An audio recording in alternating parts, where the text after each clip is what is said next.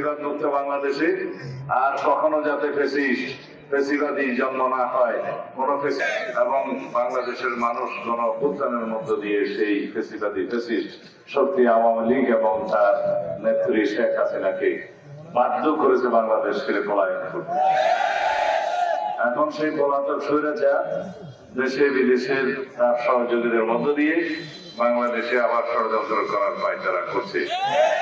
বিভিন্ন সময় বিভিন্ন উস্কানিমূলক বক্তব্য দিয়ে বাংলাদেশে অস্থিরতা সৃষ্টি করার জন্য সবসময় চেষ্টা করে। সুতরাং আমাদেরকে ঐক্যবদ্ধ থাকতে হবে, সকল মানুষকে গণতন্ত্রের পক্ষে ঐক্যবদ্ধ থাকতে হবে। বাংলাদেশ জাতীয়তাবাদী দল মানেই গণতন্ত্রের ঠিকানা।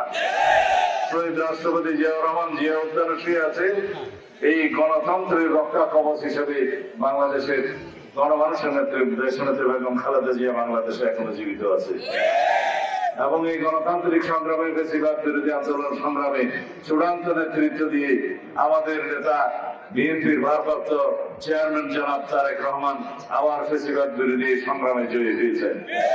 আমরা সবাই তার নেতৃত্বে আন্দোলন সংগ্রামের মধ্য দিয়ে বাংলাদেশকে ফেসিবাদ মুক্ত করতে পেরেছি এবং এই ফেসিবাদ মুক্ত বাংলাদেশে আর কখনো যাতে ফেসিবাদী জন্ম না হয়, কোন ফেসিস্ট শক্তির জন্ম না হয়, কোন গণতান্ত্রিক শক্তির জন্ম না হয়, সেজন্য আমরা গণতন্ত্রের চর্চাকে এগিয়ে নিয়ে যাব। এই জন্যে আমরা এই গণতন্ত্রের জন্য বাংলাদেশে একটি সুষ্ঠু নিরপেক্ষ নির্বাচনের মধ্য দিয়ে যত শীঘ্র সম্ভব একটি রাজনৈতিক সরকার প্রতিষ্ঠার জন্য